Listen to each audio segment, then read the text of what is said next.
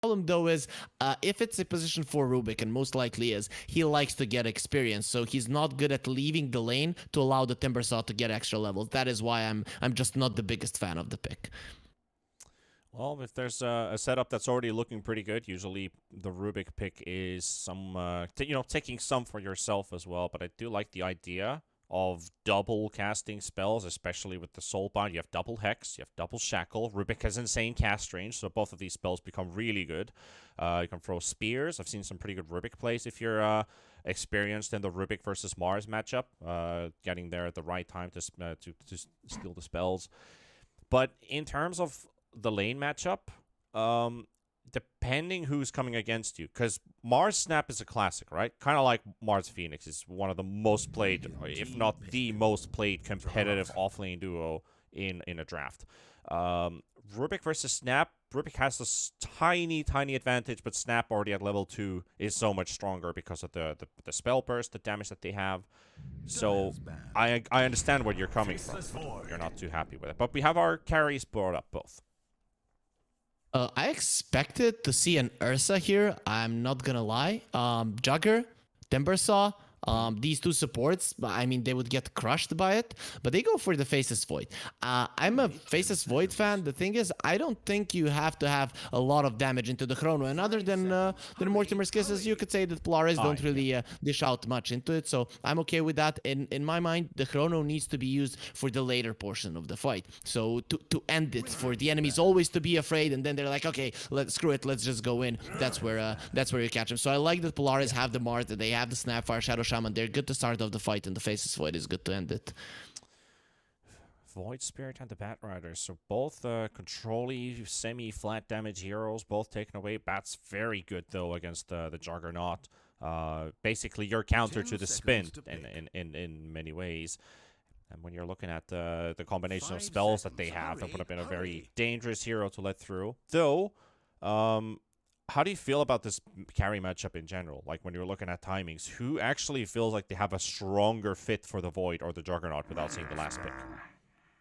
I mean, I think Polaris have a bit of an edge. First of all, Faceless Void does well against the Juggernaut. If you can jump into the Fog of War, you stop the Omni Slash altogether. That's the first thing. You inside of the Chrono, Juggernaut can usually survive, especially if he gets the spin off. He has a lot of armor, so the physical damage doesn't hurt him. You get the spin off. The magical damage doesn't hurt you. But that is why the Faceless Void actually waits for his timing. You know, you're gonna wait for the Juggernaut. He uses the Omni Slash. You get out, and then you reset the fights, you're gonna be fine. Juggernaut, on the other hand, the thing is, I think Army Geniuses are trying to crush the Mars, and Mars hates playing against the Jugger Grimstroke. He hates playing against the Ricky Grimstroke. It's just not easy to lane against those heroes. The problem I see here, though, is you have a Snapfire, so the cookie should always put you at least in a situation where you're not gonna die. So Army Geniuses, they will emphasize getting kills in that safe lane. Just the question is how much can you actually do? Another Spirit to the ban list. And obviously the wombo combos that Polaris already has. Will we see something more added in from the mid lane? Say Invoker, for example. Is that something we could expect from Polaris? Would they want to go? Is it too greedy? I'd rather see a Puck. I'd rather see a Puck because, Shadow Shaman is something that might dissuade you from going for it, but you need something to hold this Faceless Void in place. You need something that can go into the backlines and cancel shackles, be annoying, that isn't that easily countered in the lane, and they'll go for the DK themselves, so I'm not sure about this. This DK can die, but you have two heroes on the side of Army Geniuses that are kind of hard to kill, so you're gonna have to make a choice. Just kind of scared if Army Geniuses are gonna have enough damage. Let's say the fight is starting off, Polaris jump in and kill the Timber. How are you actually gonna be finishing people off? It's gonna be a tough one. Army Geniuses did ban the Puck in game number 1, so they might have to be worried about that pick coming through. Puck versus DK matchup, though, is not really gonna not necessarily even happen, and I don't see them actually going for Puck necessarily because there's better options, and we're looking at the DP. So we do have ways of now working around the DK, the Timbersaw, the slowly burning down damage. You can build the Yules on this hero against the Omni Slash. I feel this is a great last pick.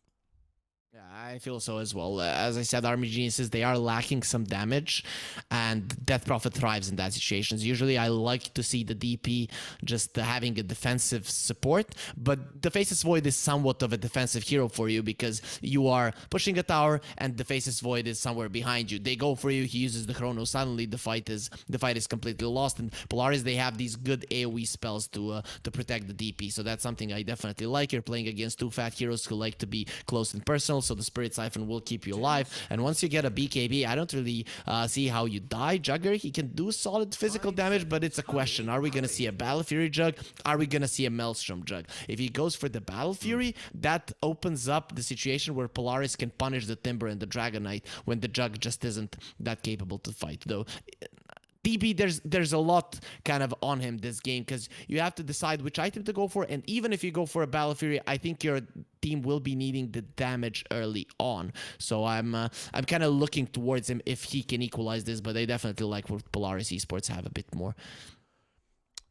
They definitely have a lot of advantages on their side in terms of experience, especially when you look at game number 1. They fit in very nicely together. Didn't actually let Army Geniuses in too many times. We saw that middle game phase where Army Geniuses look at, hey, they're actually finally coming back in with a great game plan. They're winning team fights. They're getting good pickoffs. They're getting great trades. And then silence. It's just straight up silence. There's just nothing happening. Polaris is getting a feel for the game again. They crushed the momentum thanks to the stoppage time, you could say, from Army Geniuses. So looking forward to this one. Can they keep up that pressure? Can they hold on to the package and go into a straight up tie in this series? Otherwise, Polaris will be marching on to the next round of the playoffs with a victory from here. We'll have to see and find and wait if either team has the perseverance to go all the way through. Polaris being one of the second phase invitees here in the Pro Series. Who wants cookies? Well, too bad. They're definitely and one of the favorites to win the whole thing, which is what they proved in the group stages as well. But I want to come back to the point that you made. Like there was a time where Army Geniuses started playing. There should or always these are competitive pro teams, there's gonna be a time in your draft when you are actually stronger. That time has to come unless you get absolutely and utterly destroyed. The thing is, Army Geniuses in the previous game, they made a mistake early on, so when their timing came, they were far behind that they couldn't capitalize too much on it. They get a few kills, but still nothing that is gonna change the outcome of the game. Now I'm looking at the same thing possibly happening, and that's why I'm looking at DB, because it's kind of on him, unless Polaris makes some mistakes that Army Geniuses capitalize on. It's kind of on him to help defend the towers and help kill the main heroes on Polaris. I'm looking towards DP, and that is the problem with Army Geniuses. They don't have really good burst, so that's where the Juggernaut comes in. If he with the spin can actually bring the extra damage, kill Lelouch a few times at the start of the map, then we can have an even game between these two teams. Do we ever believe in even games, though? I know we talk a lot about, like, it's going to be a hype game or it's going to be a very tight game, and they're like, it's a 25k net worth lead game. Let's be serious here, Freak. I mean, people demand answers. Is this going to be a tight game? No. I think... no. I think... I mean, I am gonna give you a straight up answer. We're not politicians here. We're analysts. We're geniuses at our game, So, there's gonna be some words here. Yeah, Army Geniuses. So the thing, how I think the game is gonna end up, that Army Geniuses are gonna be. That Polaris are gonna dodge Army Geniuses around their towers. As soon as they see TPs, they're gonna move back, and they're not gonna allow for their DP to fall. And then they're gonna try to defend their towers with the arenas and stuff like that. And if the towers don't fall for them, then the blink on the DK just not gonna be able to do much. And I think that's how the game is most likely gonna go. Also want to point out that this level 1 battle, this is going to be a Shadow Shaman most likely going down, but they might get the Juggernaut instead! They will! DP will be the one to fall first on the arms of the Mars, so the bait pulls through. Azura will get a kill on Xavier, so that does allow the mid-DK to get a tiny, tiny head start for himself in terms of the mid lane. But I'm too good at this rune, bro. That's the way to put it. What I really wanted to say is talking about Mars starting with God's Rebuke instead of Spear when you have Shadow Shaman starting off like that as your offlane duo. As you can see, Xavius has moved into +4 in a way in here. You've got the slow that allows the Shaman to get 4 punches in, and that just works so well together. Yeah, for sure. And usually you would like the God's Rebuke. You just want to... It's easier with it to get last hits, and it costs a little bit less mana, but it's still a good point that you brought up, that it's actually going to allow the Shadow Shaman to get more hits in. If with the Spirit, usually push them a little bit farther back, and then Xavius would be able to do his job. So this top lane, when I already touched on the Mars and the Shadow Shaman, they need to keep the Juggernaut low. If they don't do it, DB will always be able to go for a spin with an Inkswell. But if he's like 50% HP, it's going to be a tough one. So you can see that Xavius is doing his best, and let's see if his best is good enough. Yep, and then there's also the interaction with the Juggernaut spin and the Spear. If you start with Spear, you use it, then you're like, oh, well, I have spin, we can chase and kill. Or you can't throw the Spear into the spin as well, so that's also a way to dodge and go in. So Rebuke is just so much better in so many more ways. But... Sure. Talking about mid, which is probably going to be our least action-filled lane, most likely DP is just going to have a 65 to 70% advantage over the DK here. Not necessarily killing the DK, but keeping up good pressure, constant hitting, gun and poking the whole time. And they're both still going to farm, so I don't think there's going to be too much exciting stuff happening here. Just a basic Dragon Tail spam, maybe some Breathe Fire that hurts the DP. Get a tiny CS advantage if that's the case, but... When DP gets levels, you get Crypt Swarm. You don't need to right-click anymore. It's a skill-based matchup. Who gets more last hits? Might be a bit easier for the DK being a melee hero, but pretty much it's... if there's a kill, it's a huge mistake from either side. Bot lane is very tight as well. 10 versus 9 in the CS department for both of the Natsumi Void and the Womi Timber. Looking all good on that department, so nothing there. But this top lane, it is where your eyesight should be at. Though it is only the pre-3 minutes. But really, the impacts or the repercussions of the 3-4 minutes of this laning stage might show in a couple minutes after. Yeah, it's gonna be once DB and Varys hit level 3, that's when they would want to go in. So Polaris, they did a really good job pre-level 2, that they kept DB low, they forced him to spin. They would like to do the same thing right now, but it's just a little bit harder to do. You can see Xavius is dead. With the Inkswell, that should be a dead Shaman. Xavius able to take this one. Army Geniuses finding their second kill of the game. That is, you know, pretty old school combos. Oracle Jug, Grimstroke Jug, CM Jug. We actually talked a lot about these Juggernaut Lich combos. Jug. Yeah, well, if you put, I mean, we have a Grimstroke here, so we could make like a class tier system here. How high would you grade from S to F the Juggernaut Grimstroke? S, for sure. You say it's S. an S tier lane. Okay. Yeah. What about Juggernaut Oracle?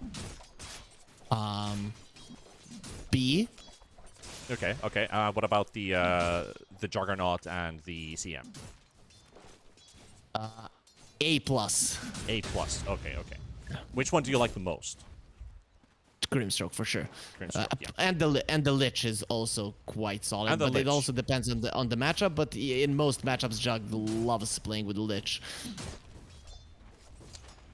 So why do you like the Jug and the Grimstroke? Because the Omni Slash interaction is a bit different and stuff like that. But what is it? Is it the Inkswell AoE stun? It's the during the lane, they crush it because you can kill someone from 100 to 0, which is something that the Jug likes, or you can at least put them in a situation where they can't fight. So when during your Blade Fury downtime, you're actually okay, which is actually a dangerous time for the On the other hand, also later on in the game, you you can go for a spin, and with the Inkswell with the shard, they can't turn and kill the Juggernaut with the physical damage because it's gonna pop, he's gonna be healing up, and it's gonna be disastrous. So those are the reasons. Right now Juggernaut is mostly played on the shard and just spins and does the damage with the spin talent. So the Inkswell really complements that the best for sure. Like, Inkswell is such a good spell, especially with the 15-minute shard. Like the hero just kind of found new heights, you could almost say. Like the way the healing kicks in, the way you really want to get those shards on some heroes instantly at the 15-minute marker. Like even prioritizing over anything else. Like some heroes looking at Wraith Packs and Aether Lenses, but some still want to go for the shard right away if they can. Yeah, you do want to, because it's just too good. It's just too good, especially on a position 4 Grimstroke, and it's the only thing you can get. Like, it's not too expensive. So minute 15, let's say minute 18, you get it. You're still not gonna be able to farm anything better at that point. 6 minutes into this one, we got the DK leading in CS, but followed by every other core, basically on both sides. So all looking good there. Cookie misses on Azura. Does get slowed up by TMV. The stand-in player for Polaris, playing on the Snapfire. Had a pretty decent performance on the Bane. I still think one of his best performances in the last game was sitting in a Shadow Amulet next to the secret shop, popping all 5 smokes, and they couldn't find him. Because that really enabled them to win that one. Really important team fight.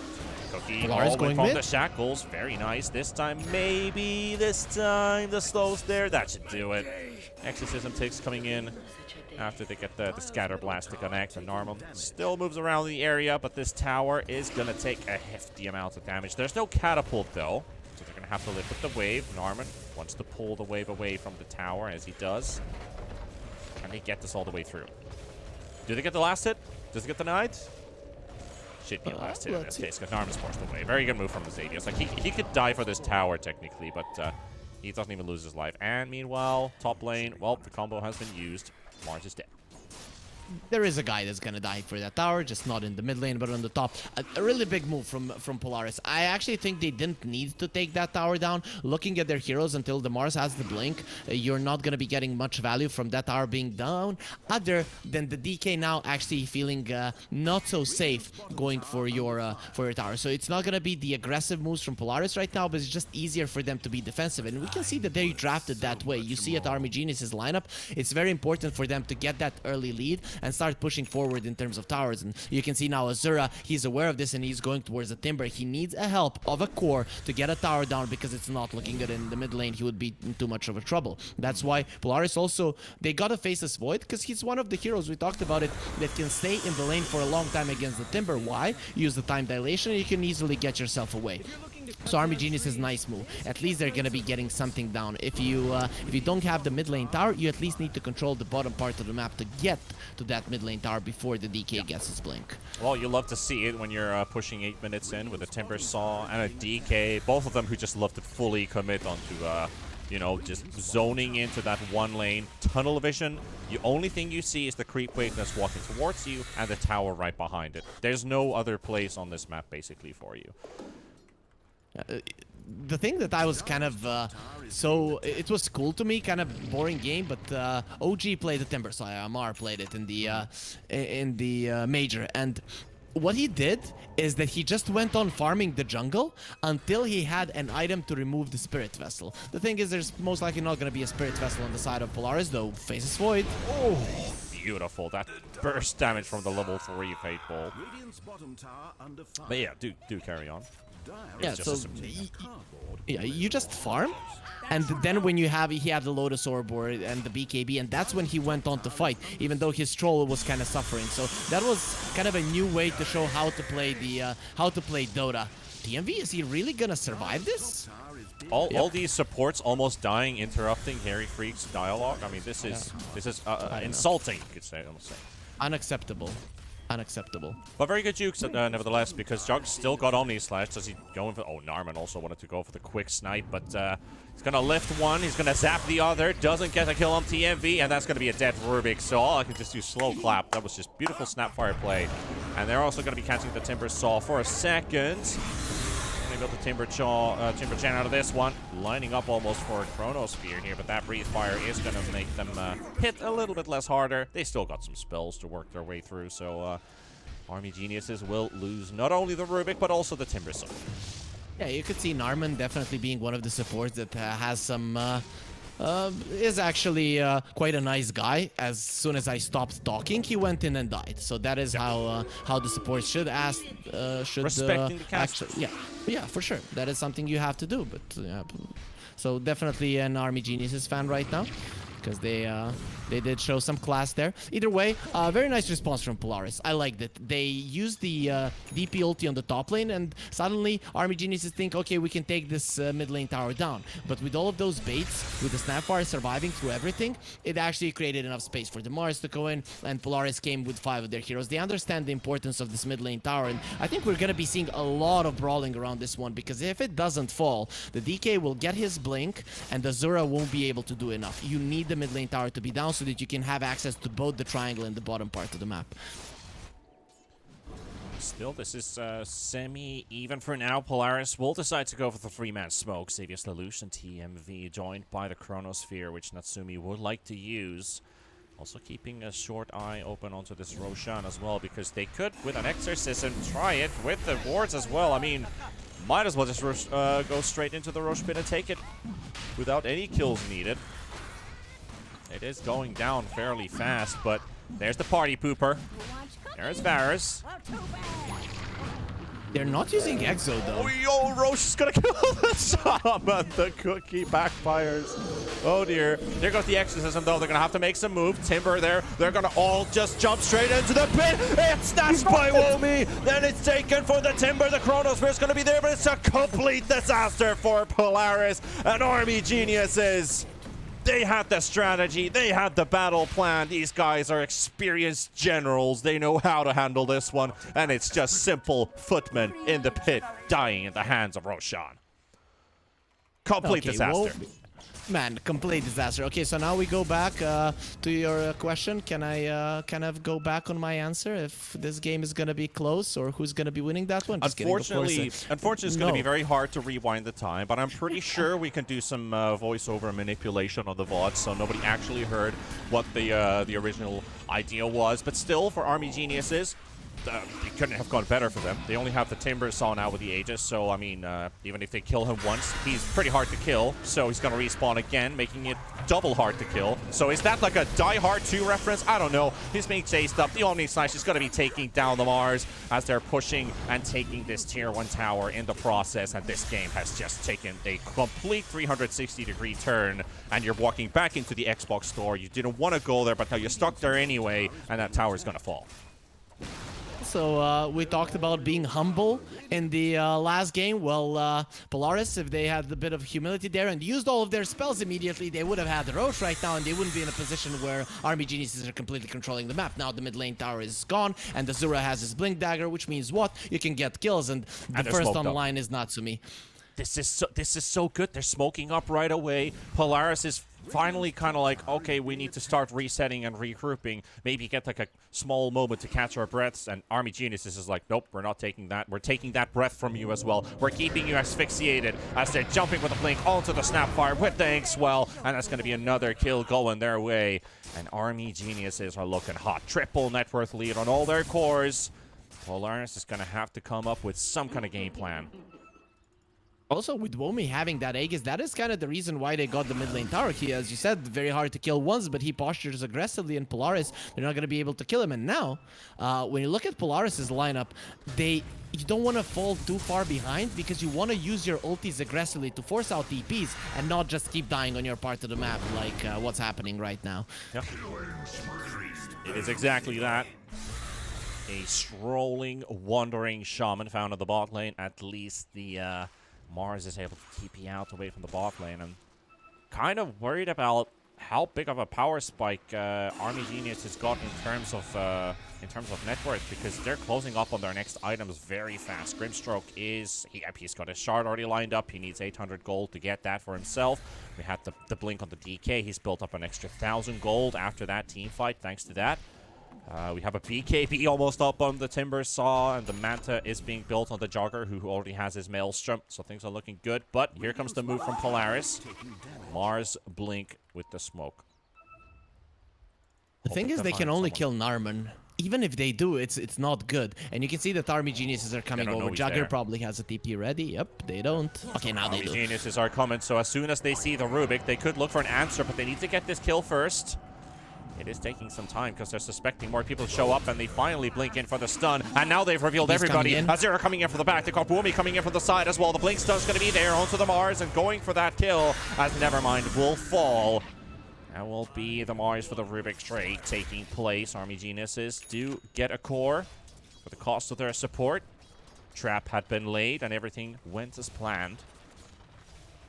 That's as good as it gets for Polaris in this kind of scenario. You get a kill, you force TPs, and you get out with only one of your heroes going down. So you're gonna be happy with that one if you're Polaris. You need to stop this game from going out of control, because Army Geniuses, that's exactly what they want to do right now. They have all of the things they need. Now let's see if they can use it effectively. They also need to read these kind of moves, and in my mind, I would actually just let the Rubik die. It would have been much better for Army Geniuses, because Polaris, they can't push in this kind of a scenario. They have to stay back, and they would just have a lot of heroes there. But with the fight going on and with the Army Geniuses being on top, this is not a part of the map that you actually want to be in. But just look at how scared Polaris are. They just can't get a single part of the map to go their way.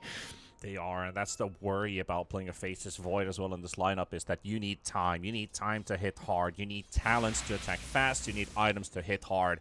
And that is that's going to be a bit of an issue. So it's just going to have to suffice with kills like these. They're using 2 ultis to take down Narman's Rubik. Maybe open up on the push towards the bottom tier 1 tower is something that they want to get. Maybe even some chip damage, even if they don't take the full tower right away. But they need time.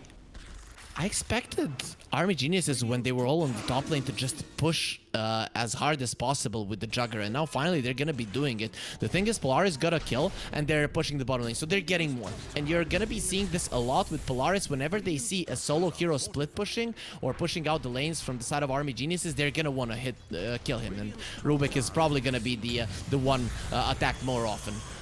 Saw pops his BKB instantly in the hunt for the Shadow Shaman. No kill for him. We can accept that tip in good faith. Again, solid scenario for Polaris. They force out TPs. They don't get the tower, lose a tower of their own, but considering the circumstances, they can't fight right now. You have a team fight lineup that cannot fight, so their spells are exclusively going to be used for support kills. Most likely, it's ideal if you can get a core, but they're always going to be somewhat protected and in the vicinity of other players. So Polaris, they just need to play fast and catch Army Geniuses every single time they try to push in the lanes, or the lead is just gonna continue jumping up. Gonna be a lot of difficulties here for Polaris now. They need their ultis up to be able to fight back against Army Geniuses, but they're not ready for it either. Mars with his Invis will live for a bit longer. The Inkswell doesn't connect though. It's a bit off point, and Polaris want to fight. Exorcism. There's the Mars Arena coming in as well. Timber Saw dropping low in HP, and he will be taken down with no BKB. That's where it really pays off for him. He gets punished as that BKB he used in the bot lane a bit too early. That ends up being a premature death for him. But that's an Exorcism for just a Timber kill. They need more. They needed so much more out of this, Harry. They need like a second kill and maybe get a push going on, but no. You're in a position where that is the most that you're gonna get. Polaris should be happy. Just reset, another ulti, another kill. That's how you approach it. Once Mars has the arena again, or the Void gets his chrono, which is in 20 seconds, then TMV is gonna be playing with either of them just to get a kill. I think Polaris, if they went for a chase, would be even worse the top lane. Oh, that's just pure up pain. He does get the heals out. He's able to jump in on time thanks to the stick and the Fairy Fire he's been holding on to since early game. Now he's hiding in the trees. Oh, they're baiting. Oh. There's a 4 versus 3. There's a 4. Yeah, there's a big scenario here. They've got the Shaman wards down. Brimstroke's not feeling too healthy.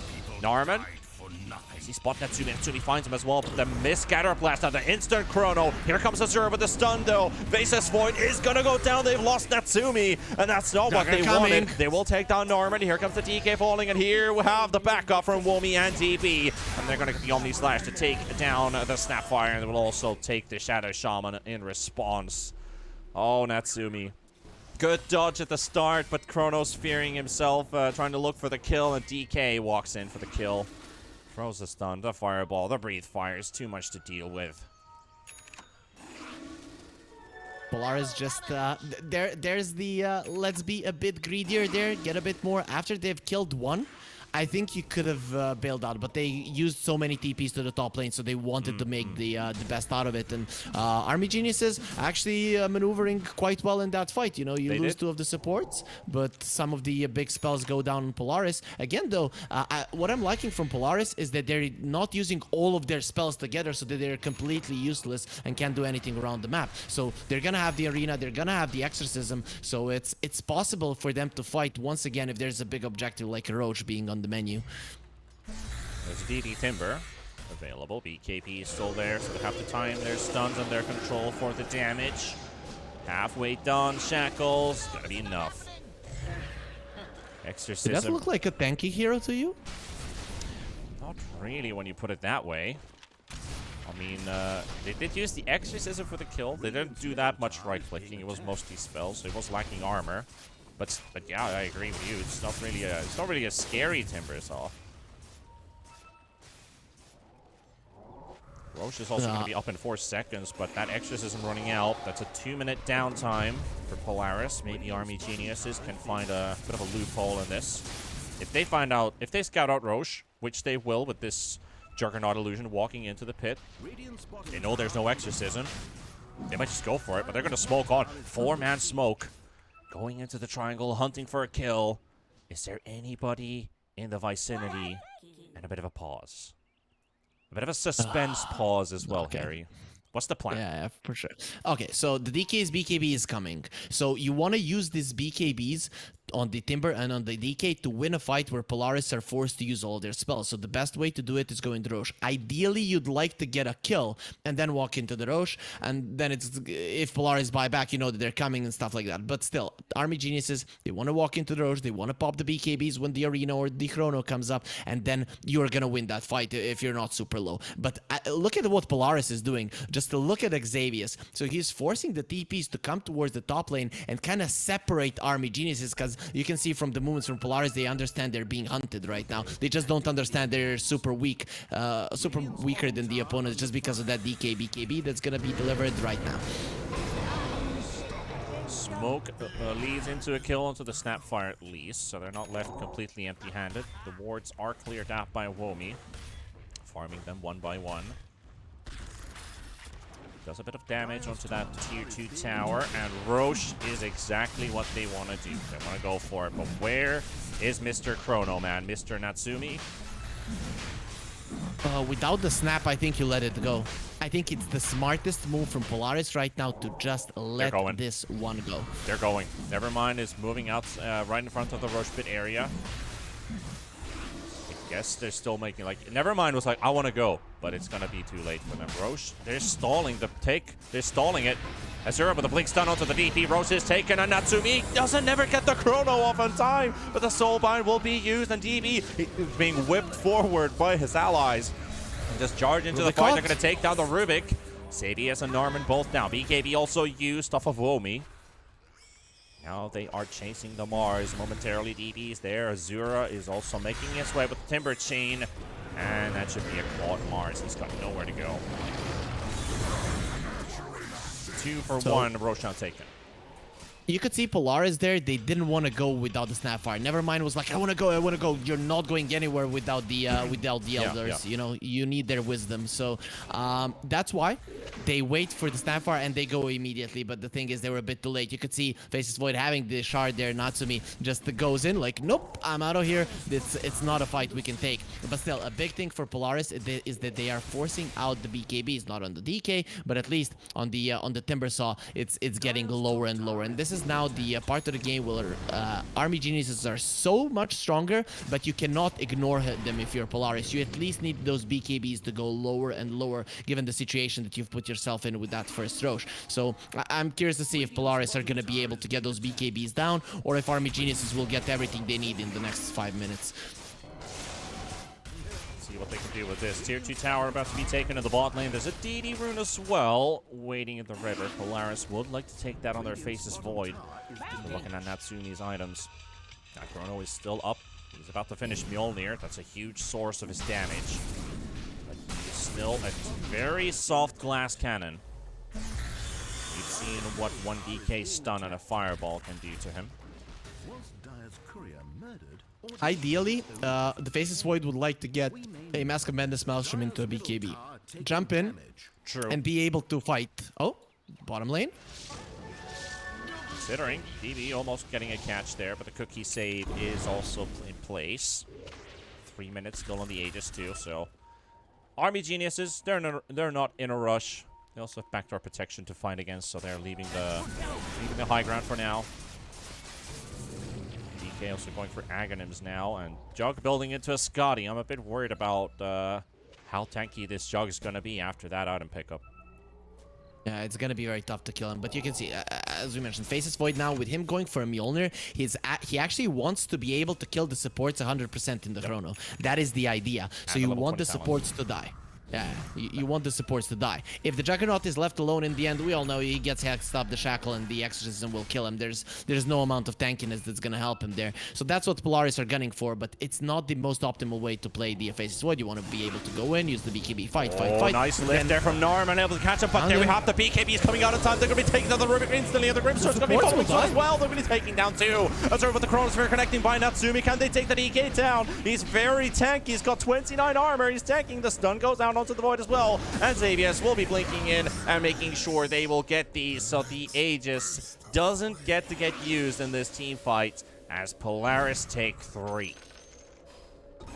This is the problem of you not having burst damage from the DP, so you're trying to do everything perfectly, a lift into a stun, everything in a millisecond precision, but you just make one mistake, the BKB comes out, and Lelouch, there's no one that can kill him. Even a full-blown Omni Slash with him sucking on the DK and let's say on the Timbersaw would be disastrous. So Polaris, they defend their tower, and this is quite big. Oh, Natsumi's surrounded by enemies. He's time walking into one and jumping all the way back. So he's got the backup here. DB's still on the hunt. Here comes Norman. Do they use their Omni Slash onto the Mars? Never mind. I think he's just going to tank and soak all of his damage. So they do get some damage onto the tier 2, but not an actual objective. They will lose a hero. You know, never mind. It's going to be like, I saved you, but deep down, he's going to be hating Natsumi for that one, you know? Yeah. The only reason he was put in that position is like, I'm waiting for you, bro. I'm going to try to spirit them back. The thing is, though, Polaris, they don't have their spells right now. Army Geniuses need to go forward. They did save their Aegis, so very nicely done by DB. 1 tier 2, that's great. Ideally, you would like to get all of the outer towers down. Then Army Geniuses would actually be happy with how this Aegis transpired. But with it expiring right now, Polaris, make no mistake, even without the Exorcism, they would fight the top lane tower. There's no way you let it go right now. 5,000 lead for the Army Geniuses. Might as well take a quick glimpse on these graphs as well. That win probability at the lowest was about 19% for Polaris. And it's feeling like a much more even game now. So we don't have to remove all our quotes off of the VOD, so we're still safe. Still safe on that department at least. Nobody will remember anyway. They won't even remember me saying Dan Og is cute. So there's that. But 28 minutes into this one, Polaris, they're starting to get this Faces Void online, and we're getting the level 20 talent now. Yeah, we have the 20 talent online. What does it go for though? Obviously, attack speed during the chrono. Always go for that talent. Do you ever go for the time lock damage? If you are a offlane void that is going a shard agonyms, then yes. So because you're Okay. just jumping in and out. So no. Right. Oh yeah, true, because of the time walk damage applied when you jump in. True. Yeah, that makes sense. That's true. Or I was about to throw in a very bad joke, but you know, you always pick it up when you're level 30. So. Oh, okay. It took you a moment to realize, wait a minute. All right, true. Anyway, that's it. Polaris with their exorcism taking down the tier 2 tower. They also get a bit of poke onto this tier 3, and can they get this one out of the way? They are glyphing their tier 2 and their creep wave. They're actually going to get this. They might lose some heroes small for price. it, though. Shadow Shaman. Yeah.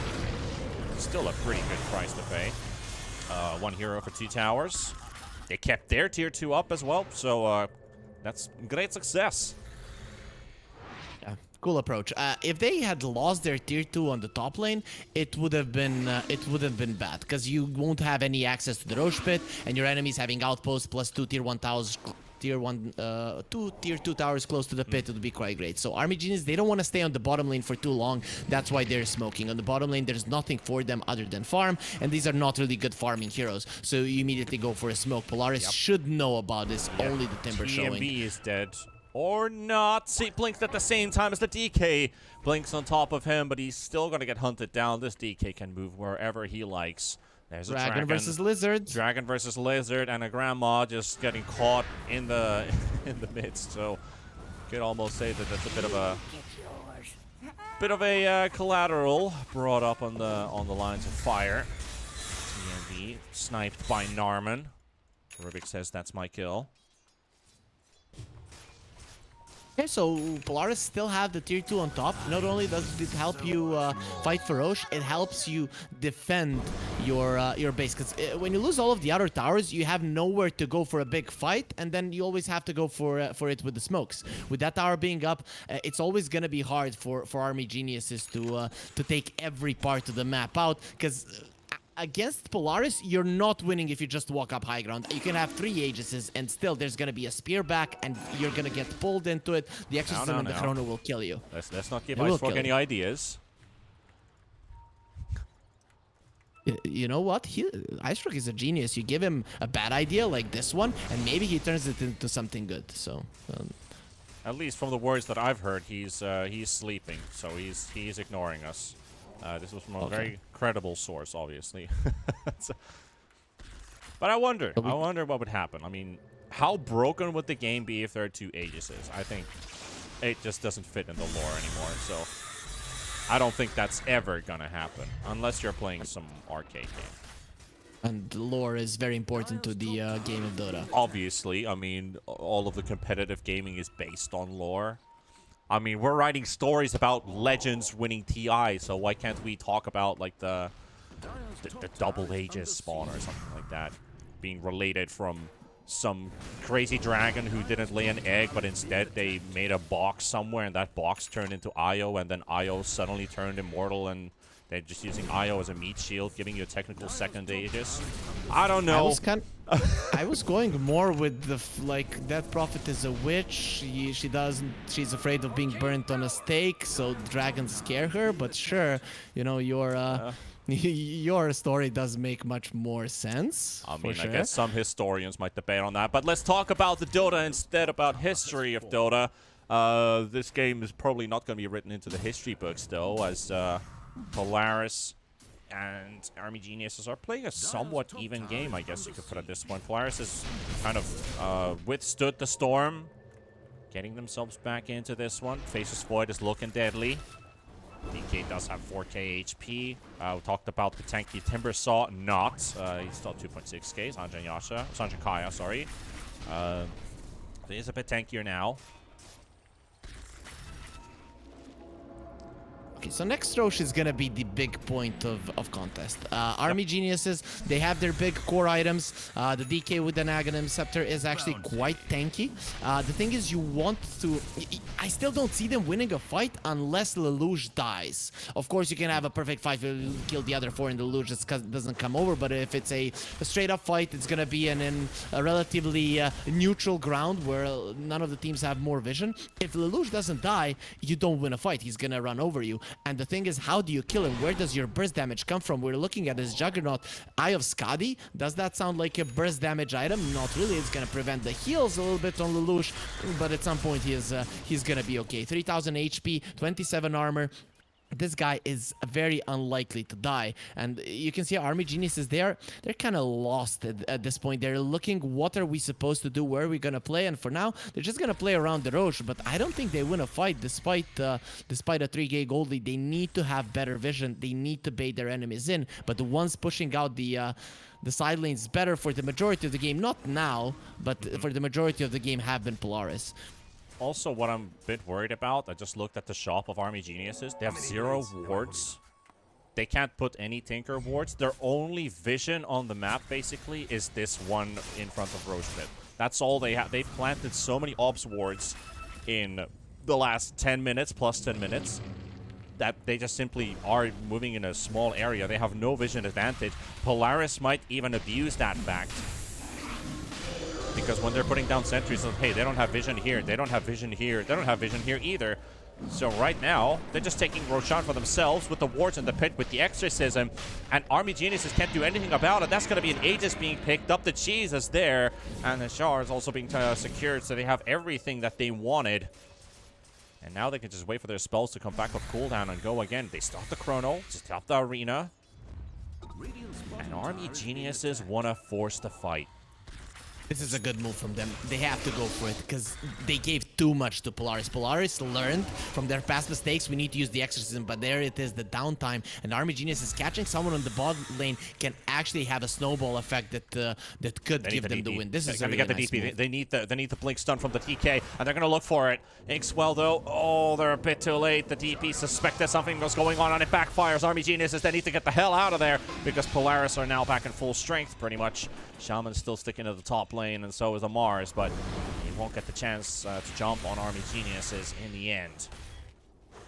The question that you pose yourself if you're Polaris at that point, how do we lose the game? What needs to happen for us to lose a fight, to lose the game, to lose this advantage that we just got with the Aegis? So the enemies need to catch us close to our base. And I mean, Lelouch, he reads that one perfectly. He plays on the left part of the base because he knows that the enemies can't come from the left. There's a tower there, the triangle is kind of being defended, so they have to be coming from the right, and he's just enough away so that the blink dagger cannot catch him. So Lelouch, just perfect positioning there, and Army Geniuses, they should be happy that there wasn't a response in a catch. The Polaris probably would Dragon is hunting for a shaman. Oh, he blinked closer to him. Oh, if only he knew. If only he knew. He was already safe. But he didn't. He ended up blinking right next to the DK, and DK has found success. I did want to point out about the Shaman. He's picked up a BKB of his own. So all he needs to do is control. He doesn't need to deal damage, so the Aeon-esque BKB, Shaman can do whatever the hell he wants in these team fights. You Hex one, you Shackle another, you got another Hex coming off cooldown. You can, with the, if he went for the talent, you could technically hold your Shackle on for the entire duration of your BKB with the Hex combined. So you're magic immune, uninterruptible, and you can just control someone. Start to finish. If the Grimstroke uses the Inkswell, or if he gets caught, the Inkswell and the Shadow Shaman, if the Shadow Shaman sees the Juggernaut, the fight is just over. He uses the BKB, jumps on the Jugger, and it's over. There's nothing that you can do. He's gonna be hexed up, shackled up. He will eventually die. We talked about the damage from Polaris. So now Polaris are slowly but surely getting all the tools that allow them to win a fight 100%. Despite being in a gold deficit, Army Geniuses, we can see just how hesitant they are. They don't see a way to effectively win a fight. They don't see a item that's going to allow them to do so. They just have to play the fight really well on the side of Army Geniuses, and they have to have better vision. But when you're weaker, it's just not easy to find that. Yeah, I totally agree. It's not down to just one item winning the game anymore. It's starting to add like a puzzle of many pieces that need to click. So many things that need to go well on both sides in their team fights. Who baits the which spell better? Who gets the better AoE ultis out? BKB downtimes. They're moving Nethermind closer. He's gonna get found though. Pretty tricky catch though, so he will get to walk out of the high ground. Here we go. Lincoln's covered DP with an exorcism. Buildings are taking damage. Glyph has been used. Xenidius moves in very deep. Has to be careful for the blink stun. Azura can't do anything while the Lincolns is up on the DP. Here we go, the Lincolns pop. The Hex is down with the stun coming out. Natsumi, beautiful 3-man chrono as well. They're going to be taking the damage as well as they got Nevermind coming up at the side of the arena. They're going to be taking down DB coming to the buyback on the Juggernaut. Rubik's going to be falling as well as the chrono. The DK is going to be hammered down by Natsumi. And there's just no bashes coming in. Is he going to first hit bash? The fear comes out from the siphon of Lelouch. And that's going to be the DK falling as well. 3 buybacks used by Army Geniuses. Glyph used. Melee racks falling. No kills taken. Polaris, with their ultis used, they're going to disengage and retreat. The damage has been done, Harry. Yep, it definitely has 3 chronos in a fight. I think as a Rubik, you almost never want to steal a chrono from the Faceless Void, because you're kind of the only one that's going to be using it properly. And you have a Juggernaut, not like your carry is going to benefit from the other enemies being held in place. This is the problem. You don't have enough to kill the DP, and we talked about... Oh, they found the Juggernaut, though. Kill number 1 might take place. The Aegis is slowly dropping. He's got no backup. They tickled him. It's okay. Oh, They but he doesn't have the Aegis any longer. Yep. It was almost perfectly timed, but the Aegis regeneration allows him to get back to full. Yeah, and they kind of got him to half HP, so still, that's a full Omni Slash. Kind of comes down to... I was just thinking, did they throw one of their stuns to pop the Lincoln Sphere off of the Void? You know, like, oh, the Void is here, quick panic, I'll stun right away into the Lincolns. Maybe they did. Maybe the Rubik made a mistake there. He needed to start with the Fade Ball, but they didn't have the DK. So without the DK, I just don't think you have enough. This is the problem with Jugger's items. I think he should have gone full damage here. Yeah, Eye of the Scotty. I understand that at some point you felt like we are stronger. The enemies can't fight us, so I don't want to die. But Polaris, during that time, they were gearing up to win this game later on, given the early mistake that happened. But Army Geniuses, they were gearing up to win the game at like 25 to 30 minute mark, and they missed it. So Jugger, he needs a big damage item. I am not sure, maybe Swift Blink, but I just don't see it as being enough. I feel like Abyssal is what you really want to go for. Abyssal into Swift Blink, yeah. Which order, though? Like, I feel like if you can get the Abyssal onto 1 because of all these BKBs, that should allow you to at least get the Omni Slash off. Meanwhile, Timbersaw, he's got his BKB, but when do you get to use it? Because there's a Refresher Orb on the Mars only to double spear the man. Got a single arena use in this fight, and he's completely out of mana, but they found the DK. Target number 2. Good lift coming out from Narman, though, canceling the Shackles, and that's going to be a dead Shaman. Hey, this might pop in his BKB as well. There's the wards placed down on the ground. Natsumi, he's there to deliver the pain, and this DK, his days are numbered. And that's already, what is that, 2 diebacks actually? No, it's just 1. The DK can't afford this anymore. So that just might be game in a way. At least Mega Creeps is looking to be completely taken by Polaris here in this Army Genius space. You could see the damage issues from Army Geniuses there. They barely kill a Shadow Shaman. Sure, he had an Aeon Disc, but come on. And DB, he doesn't want to be part of these fights. I mean, this Juggernaut pick, it just didn't work out for Army Geniuses. Imagine what this game would look like if there was no mistake from Polaris giving that early Roche and the mid lane tower to the side of Army Geniuses. They pretty much didn't need to do so, but I mean, Polaris, even after that mistake, they did everything right. And usually one mistake, if you're the better team, shouldn't cost you the game, even if it's just so huge. Yeah. And it is coming down to those last picks as well. Like, DK is a great pick, but DP was so much better. Lelouch, 9-1-8. He's a 17K. He's been part of 17 out of the 21 kills. That's over 80% basically on this DP on participation throughout this game. So you can really tell that this last pick worked out so well for them. It was a beautiful one from Polaris. They missed a little bit of damage, they missed a little bit of tower push and tankiness, and they got all of it in one hero, literally. They got everything they need, everything they want. Army Geniuses, DK spawning in 3. Might be a chance for one more fight. DB goes in for the blink onto the Shaman. Wants to get this kill at least out of the way. Wards are going to be up in 3 seconds as well. He's got the Omni Slash, but it's just jumping around everywhere. They do take down Xadius. DP dropping low as well with the BKB on Azura. Womi, they also got Nevermind coming up with the arena, placing it down, but DP with the BKB still holding her ground in the middle. He is still no targets alive. aside from though, and Natsumi with a triple with an ultra kill. Can we get the Rampage as well? The GG call comes out. Come on, let's get the 5th one. Let's get the 5th one. Yes, we can. It's a Rampage for Natsumi, and it's going to be a 2-0 series for Polaris. They will head on to the next round of the playoffs and dropping Army Geniuses into the 2nd round of the lower bracket. So that being said, Polaris, number 1 of the groups of the 2nd phase, 2-0ing their first series. A very dominant start for their playoff run.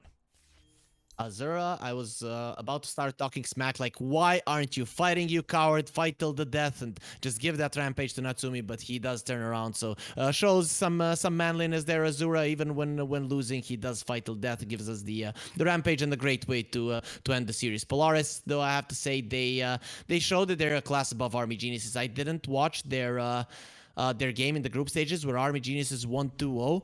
But I have to say, there needs to be a lot of mistakes on Polaris that they don't make too many of for Army Geniuses to win. The movements, the drafts, the understanding of what they need to do, everything is on point from Polaris. I mean, in the mid game, they know what their limits are. They're losing and they get 1 kill, they go back. They get 1 kill, they go back. They're using their spells perfectly. They're using them in good parts of the map. They're split pushing when they need to. I mean, everything was done well by this team. So, you know, one mistake, not going to cost you much. Army Geniuses, they're not a bad team, but Polaris just on another level today. And also with Army Geniuses, when they had that advantage on their side, they didn't really get to push with the Juggernaut onto the high ground, fearing Polaris's big ultis. We saw them poke the high ground a couple times, get some damage dealt there. They had backdoor protection to go up against, so they had to back away a couple times and kind of reset. But Polaris, they played the mirror game. They got their faces fought online just as they planned to play this game. And Lelouch with a fantastic DP performance in the end. Do you feel like Army Geniuses was maybe not efficient enough when they had the advantage? What they needed to do is take all of the outer towers. Once you do that, as I mentioned, Polaris don't have a place outside of their base where they can always fight. They have nothing to fall back on, and that's where you spread the map and take all of the farm. You kind of guess when Polaris are going for a smoke, which isn't hard, and you catch them off guard. You win the fight on your part of the map and you win the game. So that's what they needed to do. They were too slow with the second Aegis, if I'm not mistaken. The second is the one that they just got for free. They were too slow with that one. I think that is the main thing. They did push back Polaris, but as I mentioned, Polaris were doing a good job. They see Narmer on one lane, they immediately run towards him. They didn't allow Army Geniuses 1 second more. So it's the little things that Army Geniuses didn't do. Narmer not going back in time, not pushing out the lane, going back, and in the end just not getting that last outer tower. Made sure that Polaris always had a place to fight, and it didn't even come to fight there. But you know, going up high ground against this kind of lineup, especially with the Mars spear back, it's not possible unless you're controlling more of the map than the opponents. Well, we got another best of 3 coming up right after this with a tiny break in between. Hope you guys have enjoyed this one, because we definitely had, and I will throw seeing you guys onto a break. We'll see you in a bit.